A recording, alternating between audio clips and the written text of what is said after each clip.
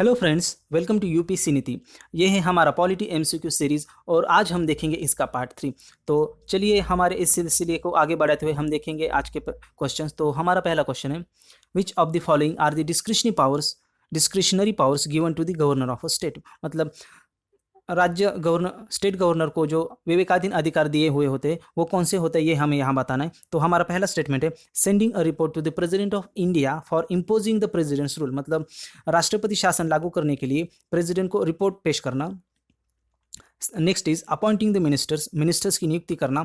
Third one is reserving certain bills passed by state legislature for consideration of the president of India.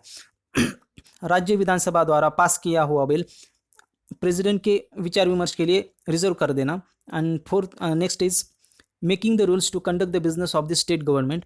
राज्य सरकार के कार्य संचालन के लिए नियम बनाना, उनके लिए रूल्स बनाना।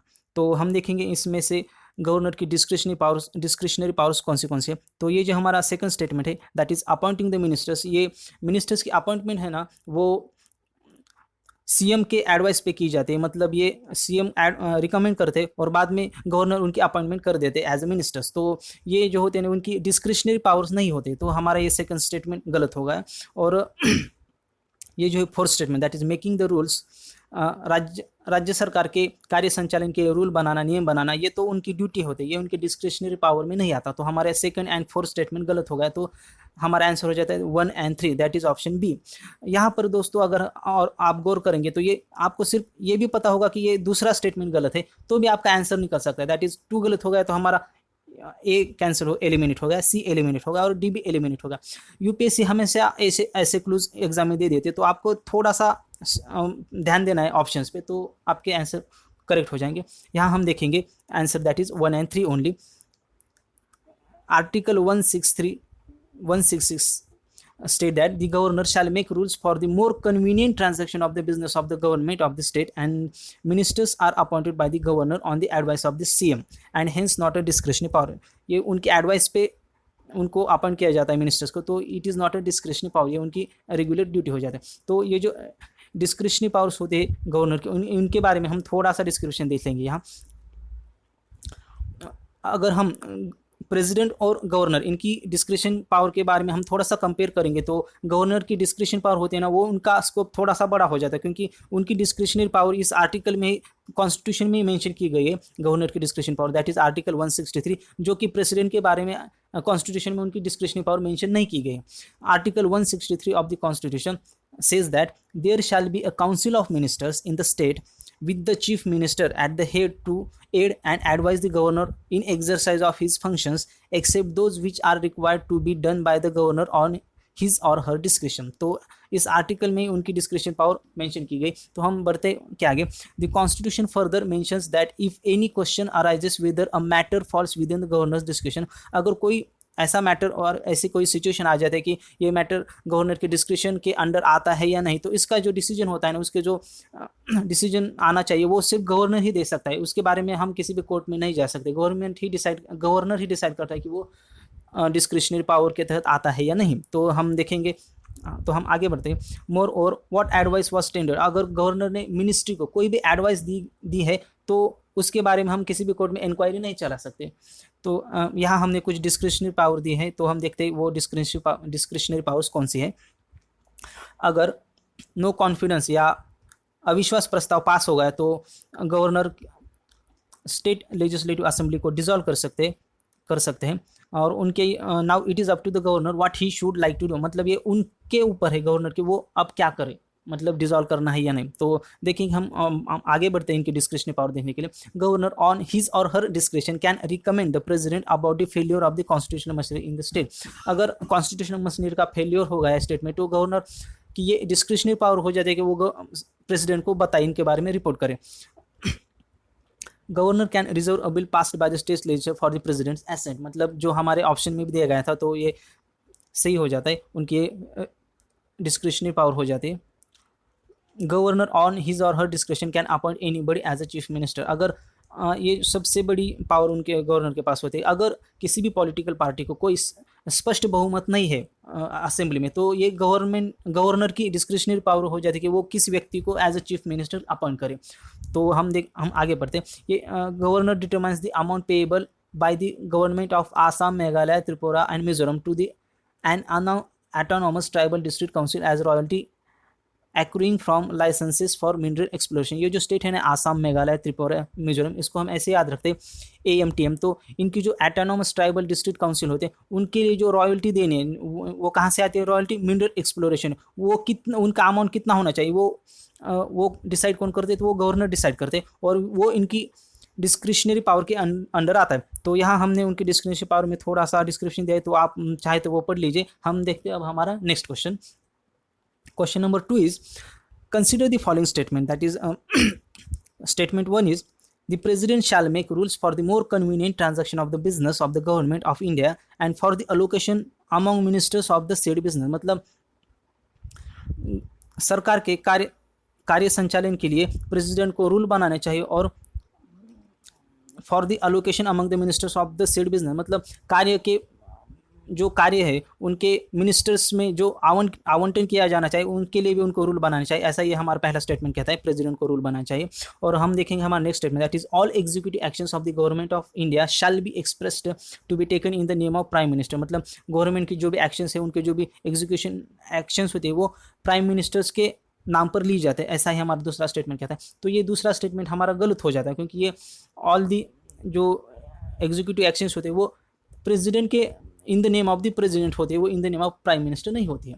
तो ये दूसरा स्टेटमेंट गलत होगा, और ये हमारा पहला स्टेटमेंट सही हो जाता है, क्योंकि प्रेसिडेंट की ये ड्यूटी होती है कि वो president shall make rules to for the more convenient transaction of the business of the government of India. तो statement 1 is correct and 2 is wrong. तो हमारा आंसर हो जाता है ए, दैट इज 1 ओनली। तो हम देखेंगे इसके बारे में थोड़ा सा explanation. Article 77 in the constitution of India 77 conduct of business of the government of India, उनके कार्य संचालन के लिए जो भी कुछ नियम है इसके बारे में ये बताया गया है। 1 is all executive actions of the government of India shall be expressed to be taken in the name of the president. Next one is, orders or other instrument made and executed in the name of the president shall be authenticated in such manner as may be specified in the rules to be made by the president। मतलब ये orders होते हैं और जो instrument होते हैं, वो उनकी जो फॉर्मेट होते हैं उसको कैसे बनाना पड़ता है, ये प्रेसिडेंट तय कर सकते हैं। तो हम देखेंगे, अब आगे बढ़ेंगे। That is next one, the president shall make rule for the more convenient transaction of the business of the government of India.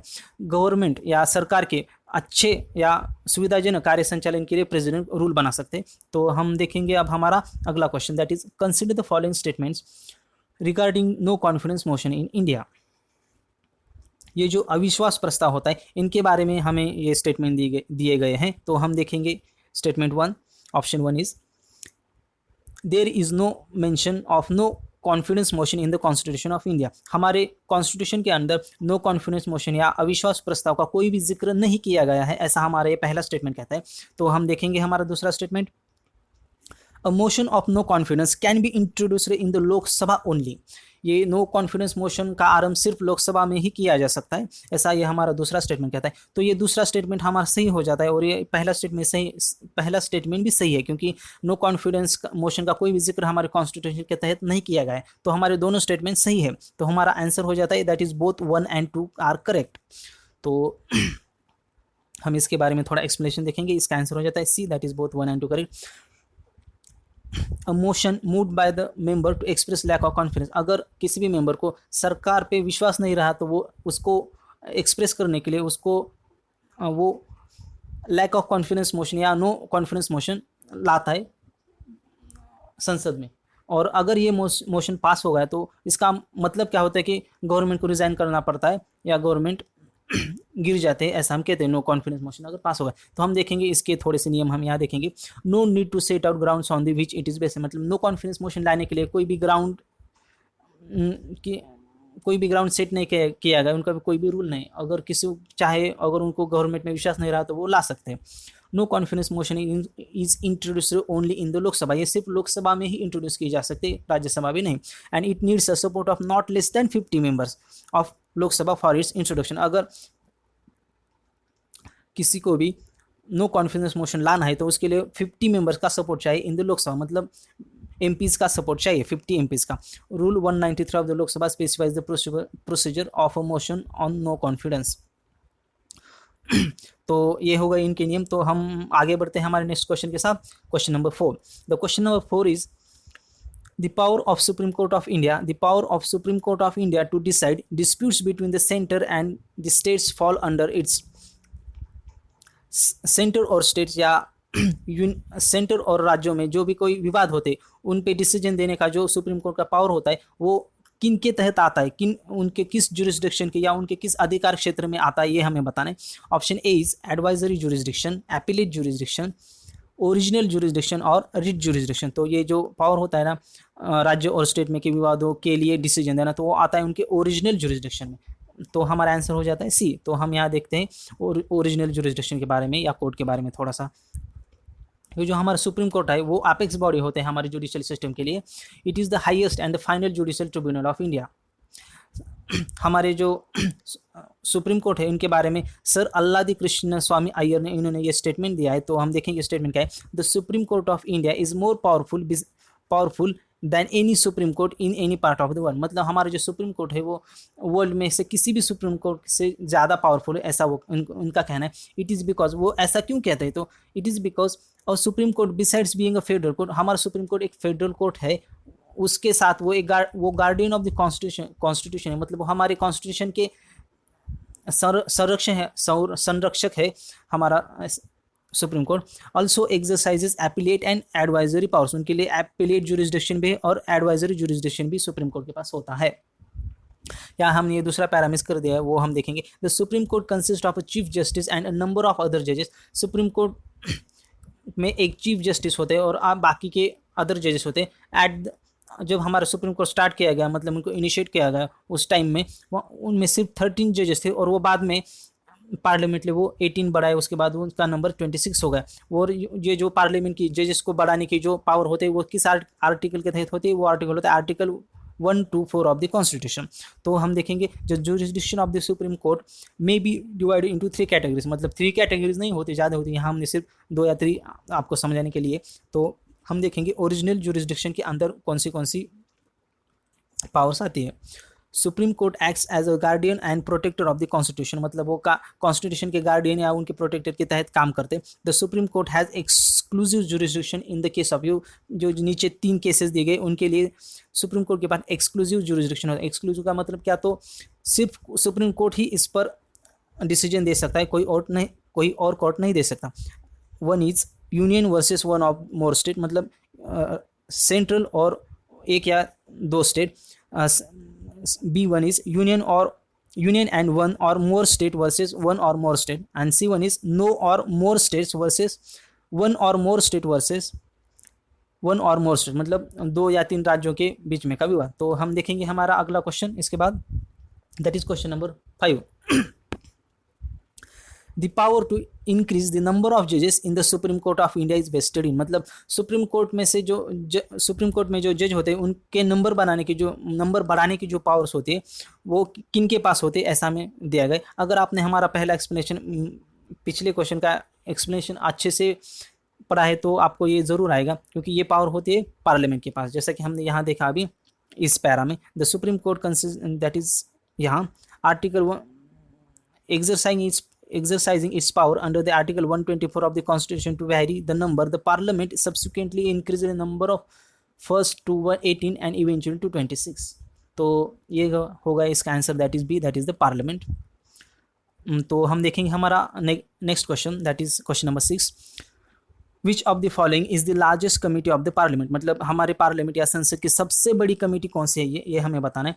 हमारे ऑप्शन है A, that is the committee on public accounts, B is the committee on estimates, the committee on public undertakings and the committees on petitions। तो ये जो committees होती है ना parliament के अंदर, तो इसको आपको बहुत ही अच्छी तरह से पढ़ना है, क्योंकि यूपीएससी हर साल कोई ना कोई कमेटी के बारे में पूछते ही रहते। तो जो सबसे लार्जेस्ट कमेटी होती है वो होती है द कमिटी ऑन एस्टिमेट्स। तो हम देखेंगे थोड़ा सा एस्टिमेट्स कमेटी के बारे में। इसका आंसर है B, that is committee on estimates. तो हम देखेंगे इसके बारे में, एस्टिमेट्स कमेटी क्या होती है।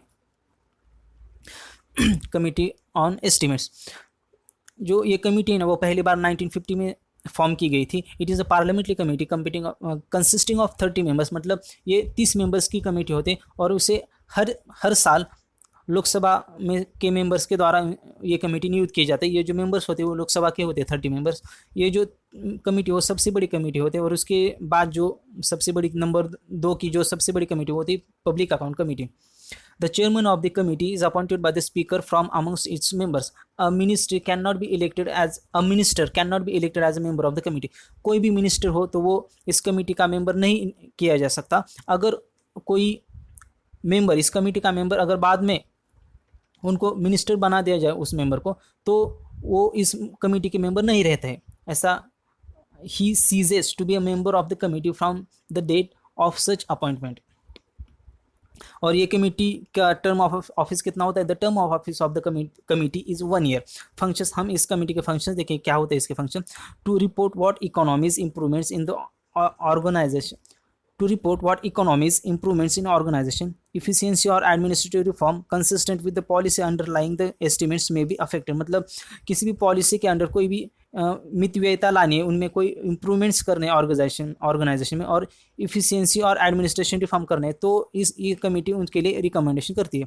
B is to suggest alternative policies in order to bring about efficiency and economy in the administration. मतलब एडमिनिस्ट्रेशन में कोई भी इफिशियंसी और इनमें कोई इकोनॉमी या मितव्ययिता लानी है तो ये अल्टरनेटिव सुझाव देती है, लाकि ये पॉलिसी नहीं चल रही, कोई अलग पॉलिसी बनाओ, ऐसे करके। Next one is to examine whether the money is well laid out within the limits of the policy implied in the estimates. मतलब कोई पॉलिसी में जो मनी दिया है वो उनके लिमिट में ही है, is well laid out within the limits of the policy implied in the estimates. इन पे ये एग्जामाइन करते कि ये सही है या गलत है। D1 is to suggest the form in which the estimate shall be presented to the parliament। मतलब पार्लियामेंट में ये किस फॉर्म में प्रेजेंट करना है, किस फॉर्मेट में प्रेजेंट करना है, इसके लिए सुझाव देते हैं। To suggest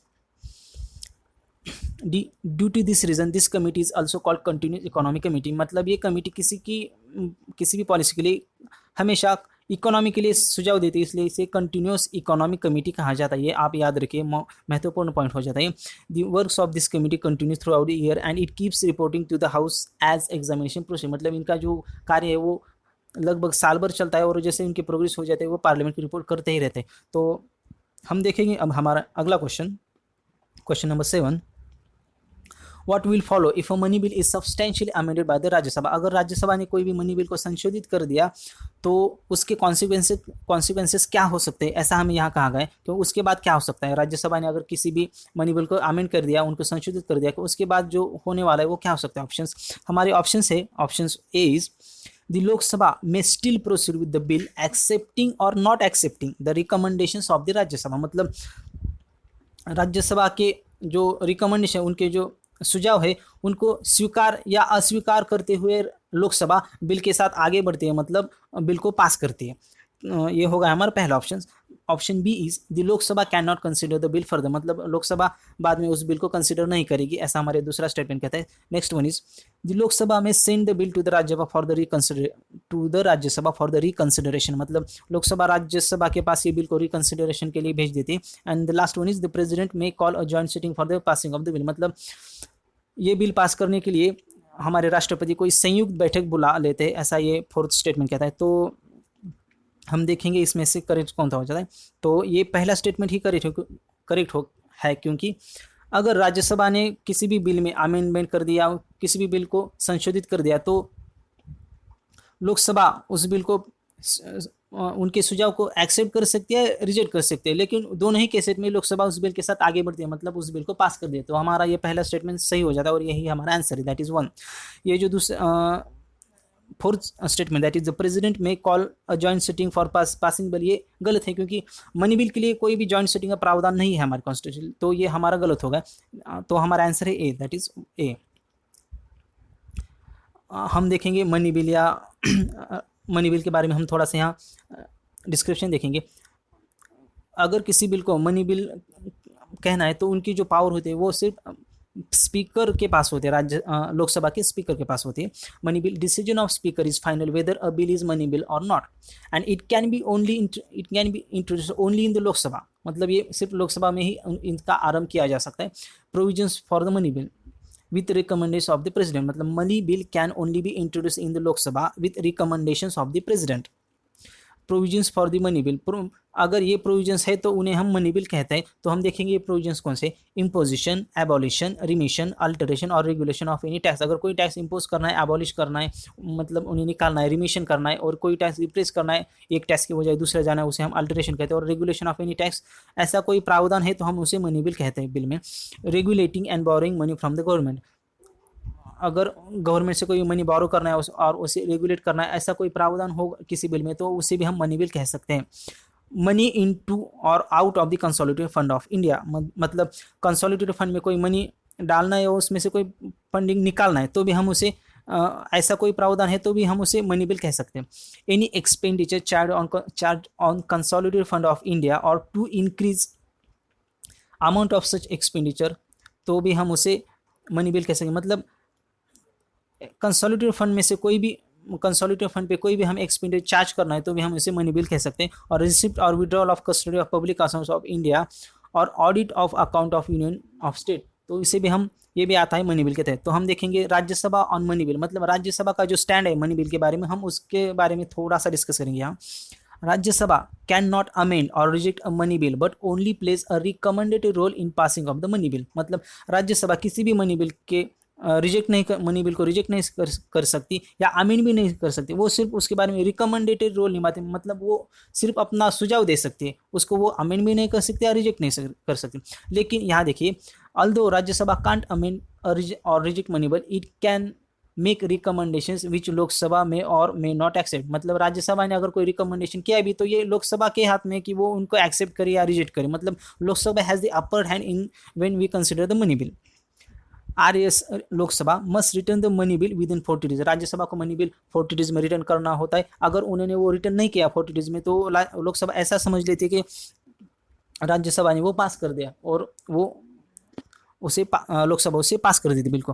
weather Lok Sabha accepts or does not accept recommendations of Rajya Sabha, bill is deemed to have been passed by both houses, मतलब लोकसभा ने अगर राज्यसभा के सुझाव को एक्सेप्ट किया या अस्वीकार किया तो भी ऐसा समझा जाता है कि वो जो बिल है मनी बिल वो दोनों हाउसेस के द्वारा पास किया गया। तो देखते हैं हमारा लास्ट स्टेटमेंट क्या है। Now bill is forwarded to the president for his assent and he is bound to give the assent to the bill, मतलब president is bound to give the assent to the bill, president को इस bill को accent देना ही पड़ता है। तो हम देखेंगे हमारा अगला question, that is question number 8, which one of the following statement is correct.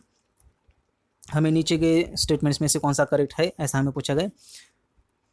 Option A is in India the same person can not be appointed as governor for 2 or more states at the same time, मतलब भारत में एक ही व्यक्ति को 2 या उससे ज़्यादा state के लिए गवर्नर नियुक्त नहीं किया जा सकता। नेक्स्ट वन इज द जजेस of the high court of states in India are appointed by the governor of the state just as the जजेस of the Supreme court are appointed by the president, मतलब president द्वारा जैसे supreme court के जजेस की नियुक्ति की जाती है वैसे ही हाई कोर्ट की जजेस की नियुक्ति गवर्नर द्वारा की जाती है, ऐसा हमारे दूसरा स्टेटमेंट कहता है। Next one is no procedure has been laid down in the constitution of India for the removal of a governor from his or her post, governor को इसके पोस्ट से निकालने के लिए कोई भी प्रोसीजर का मेंशन हमारे कॉन्स्टिट्यूशन में किया गया नहीं, उसका निकालने के प्रोसीजर का जिक्र कॉन्स्टिट्यूशन में कहीं भी नहीं, ऐसा हमारे सी स्टेटमेंट कहता है। Next one is in the case of union territory having a legislative setup the chief minister is appointed by the lieutenant governor on the basis of majority support, मतलब यूनियन टेरिटरी में अगर chief minister की appointment करनी है तो वो lieutenant governor करते हैं on the basis of majority support, ऐसा ही हमारा स्टेटमेंट कहता है। तो हमें इनमें से करेक्ट स्टेटमेंट निकालना है, तो हम देखते हमारे 1 by 1 statement. Same person can not be appointed as a governor for 2 or more state, तो ये गलत हो जाता है क्योंकि एक व्यक्ति को हम 2 या ज़्यादा स्टेट के लिए गवर्नर अपॉइंट कर सकते हैं, तो हमारा पहला स्टेटमेंट गलत होगा। देखते हैं हम हमारा दूसरा स्टेटमेंट कि यहाँ क्या बताया कि जैसे सुप्रीम कोर्ट के जजेस की अपॉइंटमेंट प्रेसिडेंट करते हैं वैसे ही हाई कोर्ट की जजेस की अपॉइंटमेंट गवर्नर करते हैं, ऐसा कहा गया है, लेकिन ऐसा नहीं, हाई कोर्ट की जजेस की अपॉइंटमेंट भी प्रेसिडेंट ही करते हैं, तो दूसरा स्टेटमेंट भी गलत होगा। देखते हैं हमारा तीसरा स्टेटमेंट की no procedure has been laid down, मतलब गवर्नर को निकालने की कोई भी प्रोसीजर हमारे कॉन्स्टिट्यूशन में दी नहीं गई है, तो ये हमारा सही हो जाता है स्टेटमेंट, क्योंकि no procedure has been laid down in the constitution of India for the removal of the governor from his or her post, तो हमारा तीसरा स्टेटमेंट सही है। देखते हैं चौथा स्टेटमेंट क्यों गलत हो जाता है। In the case of Union Territory having a legislative setup, the chief minister is appointed by the lieutenant governor on the basis of majority of the support. मतलब इनकी जो अपॉइंटमेंट की जाती है ना चीफ मिनिस्टर की, वो लेफ्टिनेंट गवर्नर नहीं करते। यूनियन टेरिटरी के सीएम की अपॉइंटमेंट सीधा प्रेसिडेंट द्वारा की जाती है on the basis of majority support. तो ये भी गलत होगा, हमारा आंसर होगा C, that is no procedure has been laid down in the constitution of India for the removal of a governor from his or her post. हम थोड़ा सा देखेंगे यहाँ गवर्नर के बारे में। Same person can be appointed as governor of one or more state, मतलब एक व्यक्ति को हम दो या ज़्यादा स्टेट के लिए गवर्नर बना सकते हैं। All executive actions of the state are taken in his name, मतलब गवर्नर के नेम पे ये एक्शन ली जाते हैं। जजेस of high court are also appointed by the president, याद रखना ये बहुत महत्वपूर्ण है। In the case of UT CM is appointed by president, जैसे कि हमने अभी देखा। तो हम देखेंगे हमारा अगला question, question number 9, that is consider the following statement. Statement 1 is an amendment to the constitution of India can be initiated by the introduction of a bill in the Lok Sabha only, मतलब कि an amendment to the constitution of India can be initiated by an introduction of bill in the Lok Sabha only. अगर हमारे constitution में कोई भी amendment करना है, हमारी घटना में कोई भी संशोधन करना है, तो उसका आरंभ सिर्फ लोकसभा में ही किया जा सकता है, ऐसा हमारे पहला स्टेटमेंट कहता है। और अब हम देखेंगे दूसरा statement, if such an amendment seeks to make changes in the federal character of the constitution. अगर ऐसा कोई भी घटना के हमें कोई भी अमेंडमेंट करना है कॉन्स्टिट्यूशन का और उसमें फेडरल कैरेक्टर में चेंजेस करने हैं, तो उसके लिए हमें क्या चाहिए कि the amendment also requires to be ratified by the legislature of all the state of India. अगर हम फेडरल कैरेक्टर में चेंजेस कर रहे हैं तो हमें सभी स्टेट के रेटिफिकेशन की ज़रूरत पड़ेगी, ऐसा हमारे दूसरा स्टेटमेंट कहता है। तो अगर पहले देखेंगे तो बहुत लोगों को ये स्टेटमेंट थोड़े से कन्फ्यूजन में डाल सकते हैं, थोड़ा सा डिफिकल्ट लग सकता है। तो हम आपको बहुत बार बताते हैं कि ऐसे क्वेश्चन में आप थोड़ा सा ये जो ट्रिकी वर्ड्स होते हैं ओनली, ऑल, इस पे ध्यान रखें। तो चलिए हम देखते हैं, थोड़ा सा चेंज करते हैं इस क्वेश्चन में, तो देखेंगे आपको ये क्वेश्चन कैसा लगेगा, मतलब डिफिकल्टी लेवल थोड़ा सा कम करते हैं, थोड़ा सा चेंजेस हम देखेंगे। चलिए देखते हैं।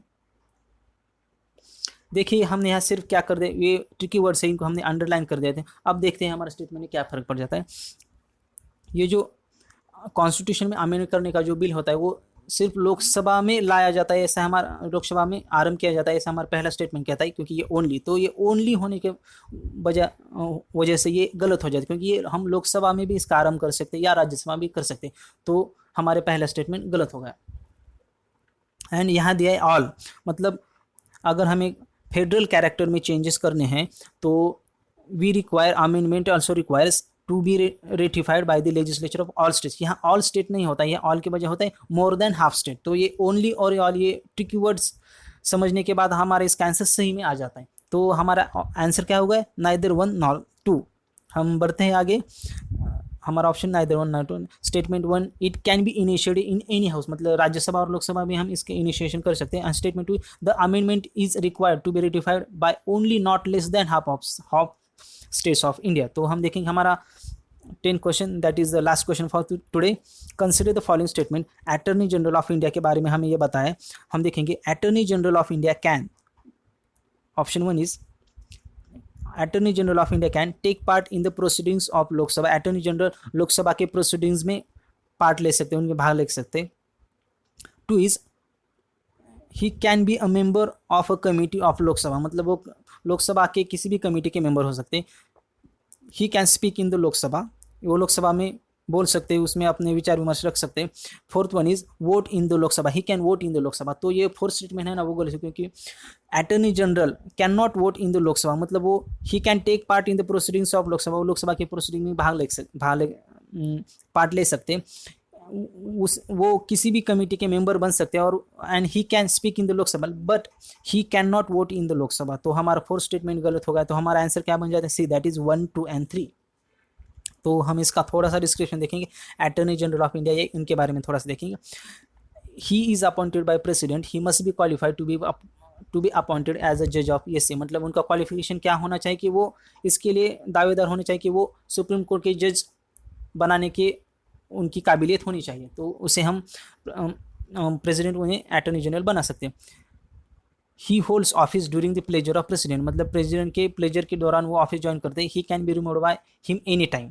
Conventionally he resigns when council of minister resigns, अगर किसी भी सरकार गवर्नमेंट रिजाइन कर दिया तो वो अपने आप को रिजाइन कर देते, ऐसा एक कन्वेंशन रहा है। he is the first law officer of the government of India and its chief legal advisory and a primary lawyer in the Supreme Court. Not a member of cabinet, he is not a member of cabinet, does not have any executive authority and he is not a political appointee. तो हम देखेंगे इसमें point कौन से याद रखें. Point to ponder, can not defend an accuser in criminal proceedings, मतलब वो किसी भी क्रिमिनल प्रोसीडिंग में अगर कोई भी एक्यूज रहे तो उसके लिए डिफेंड नहीं कर सकते. असिस्टेड बाय 2 सॉलिसिटर जनरल, ये टेक्निकल बातें आप देख लीजिए. To be consulted only in legal matters only after ministry of law has been consulted, मतलब सिर्फ लीगल मैटर्स में इनका कंसिडरेशन लिया जाता है, इनका कंसल्टेशन लिया जाता है. ड्यूटीज़ ऑफ अटॉर्नी जनरल, मतलब इनकी जो ड्यूटीज़ है इसके बारे में हम देखेंगे क्योंकि इसके ऊपर बहुत बार क्वेश्चन पूछे जा चुके हैं यूपीएससी में. तो देखेंगे इनकी पहली ड्यूटी क्या है. To give advice to government of India on legal matters, मतलब गवर्नमेंट ऑफ इंडिया को लीगल मैटर्स पे एडवाइस वो दे सकते हैं. To perform other legal duties assign to him by the president, मतलब प्रेसिडेंट उनके लिए कोई ड्यूटीज दी गई तो उनको परफॉर्म करना. He discharge function assign to him by constitution or other legal laws, मतलब लॉज ने अगर या कॉन्स्टिट्यूशन में उनके पास उनके लिए जो ड्यूटी डिस्चार्ज करने के लिए लिखा है वो उसे हम परफॉर्म करते हैं. Enjoys the right of audience in all courts of India, मतलब वो किसी भी कोर्ट के तहत उनके ऑडियंस का हक है, मतलब किसी भी कोर्ट में वो अपना विचार बता सकते हैं. Entitled to take part in proceedings of the parliament, मतलब यहाँ हमने बताया वैसे पार्लियामेंट की किसी भी प्रोसीडिंग्स में वो पार्ट ले सकते हैं. He can be a member of parliamentary committee, वो किसी भी पार्लियामेंट्री कमेटी के मेंबर हो सकते हैं. But he does not have a right to vote in parliament, मतलब उनके पास वोटिंग का अधिकार नहीं है पार्लियामेंट के पास, जैसे कि हमने इसे अभी पढ़ा है. Next is he is allowed to take a private practice provided other party is not the state, मतलब वो अपनी प्राइवेट प्रैक्टिस भी जारी रख सकते हैं as a lawyer. Because of this he is not paid salary but a retainer, मतलब उन्हें कोई भी सैलरी नहीं दी जाती. इस पर भी यूपीएससी ने क्वेश्चन पूछा है कि उन्हें सैलरी दी जा सकती है या नहीं. He is not paid salary but a retainer to be determined by the president equivalent to the salary of a जज ऑफ सुप्रीम कोर्ट. तो ये हो गए हमारे आज के क्वेश्चन. तो दोस्तों ये थे हमारे आज के क्वेश्चन. तो ज़रूर बताइए हमें कि आपको ये लेक्चर कैसा लगा. तो मिलते हैं हम हमारे अगले लेक्चर में. तो तब तक के लिए have a happy wonderful day ahead. Bye.